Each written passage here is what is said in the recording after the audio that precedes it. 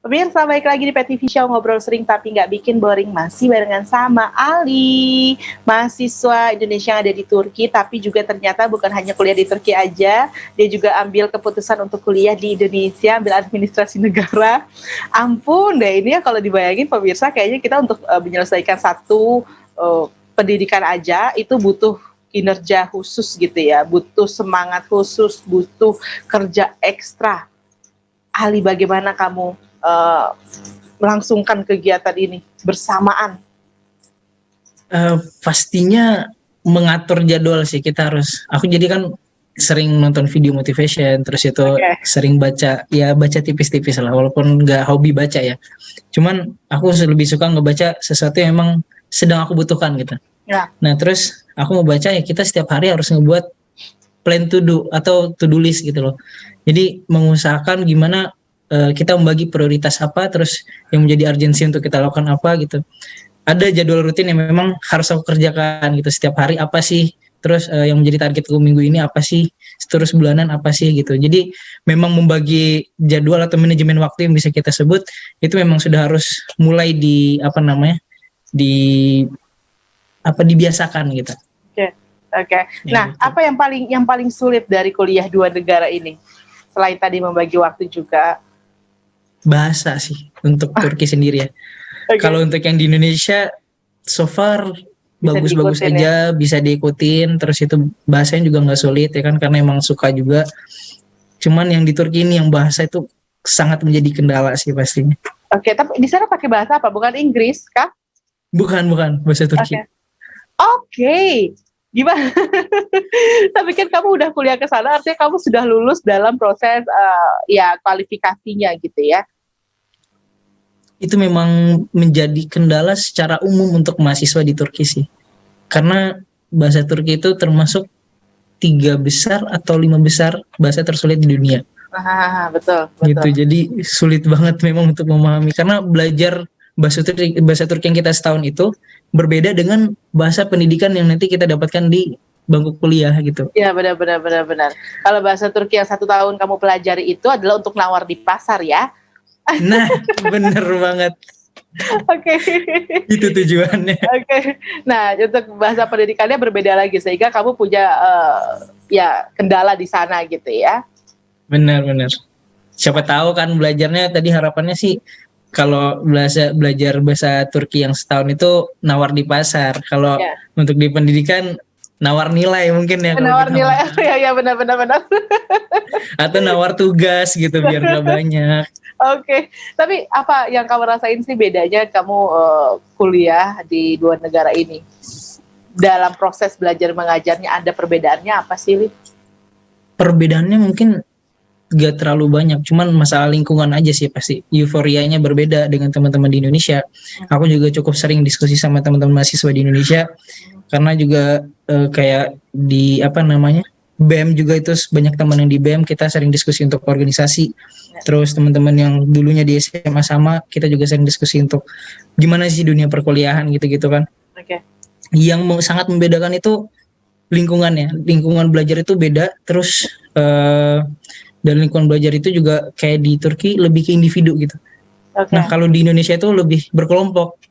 Jadi kalau memang di Indonesia itu sering diskusi, terus itu kalau misalnya ada tugas ngerjainnya bareng-bareng. Kalau di Turki itu lebih ke sendiri gitu. Nah budaya orang Turki juga kayak untuk ujian itu nggak kita nyiapin dari awal gitu loh. Jadi kayak udah mendekati ujian baru benar-benar nyiapin untuk ujian itu. Oke, sistem kebut semalam ya, SKS ya. Sistem kebut semalam, bener banget. Bukannya itu khas Indonesia banget ya? Khas Indonesia sih harusnya, tapi ketika sampai di Turki, wah ternyata dipakai juga sama orang Turki ini. Itu ada pertukaran budaya atau ada pertukaran budaya kayaknya.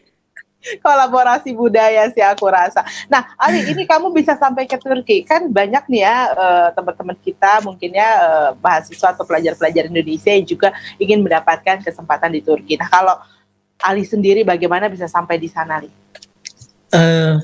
Ceritanya sangat panjang sih sebenarnya. Jadi aku pengen ke Turki itu baru kelas 3 SMA, tapi untuk aku keluar negeri itu udah dari kelas 5 SD. Jadi aku pengen ke Turki, pengen keluar negeri itu udah dari kelas 5 SD, terus aku pengen ke luar negeri itu ke Jerman. Dan di situ kelas 5 SD, kelas 6 SD aku berpikir gimana caranya untuk aku ke Jerman.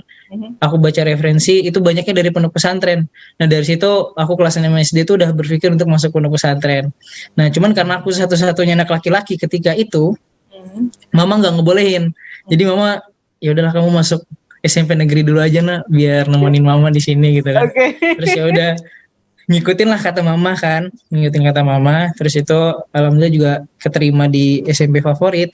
Terus banyak ikut organisasi dan lomba-lomba juga. Terus kelas 3 SMA akhirnya nyambung di pondok pesantren di Solo, di Asalam. Nah terus ketika di Asalam, aku ikut kelas bahasa Jerman itu 2 tahun. Itu sampai kelas 2 SMA tuh masih kepikiran untuk lanjut ke Jerman nih. Nah terus pas kelas 3 awal aku ikut karantina tahfiz. Terus pas di karantina tahfiz itu seminggu sebelum aku pulang balik ke pondok lagi, ustadku ngomong, Ali kalau kamu benar-benar pengen ke luar negeri dan tetap mempertahankan keimananmu, agamamu, sholatmu, hafalanmu gitu, kayaknya kamu pending dulu untuk ke Jermannya, mungkin S2 atau S3. Saya sarankan kamu ke Turki. Jadi tanpa panjang kalam, tanpa panjang kata, aku langsung oke, siap, insya Allah saya ke Turki aja. Jadi saya batalkan untuk ke Jerman. Nah dari situ nggak tahu ya, ini benar-benar kayak hidayah atau apa gitu ya.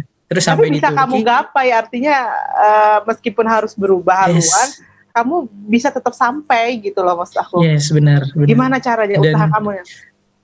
Dan di situ ketika aku masuk kelas 3 SMA, aku nggak nyiapin tentang UN, aku nggak nyiapin SBM, walaupun aku keterima mahasiswa undangan di UIN Syarif. Jadi sempat keterima undangan juga nih sebagai mahasiswa di UIN Syarif kan. Nah, tapi di situ aku benar-benar udah bertekad untuk keluar negeri gitu. Karena ya impian itu udah aku susun dari kelas 5 SD. Aku nggak boleh menyanyiakan itu dan aku harus memperjuangkan itu gitu.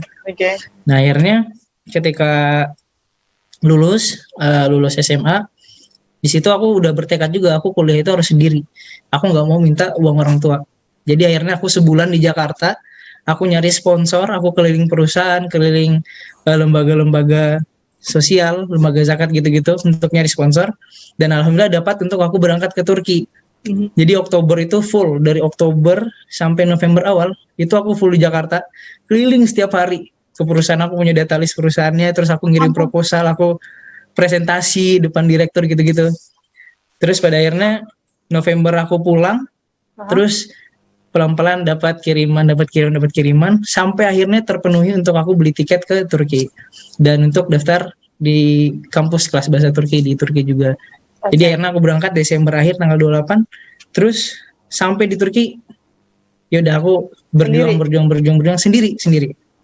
Aku di Turki sendiri. Artinya kamu belum dapat tahu gitu kamu akan sekolah di mana saat itu? Belum. Jadi kamu cuma datang. Kamu datang ke sana pakai visa apa berarti?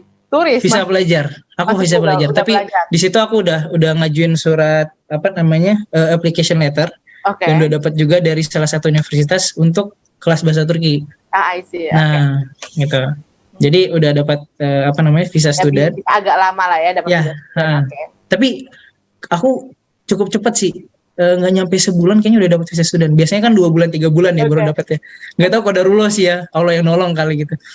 Terus ya udah akhirnya berangkat akhir Desember, terus sampai di Turki Januari sampai sekarang. Ya alhamdulillah semuanya benar-benar sendiri dan orang tua juga selalu ngedukung aku sih, pasti dengan doa mereka juga, dengan doa papa dan mama gitu.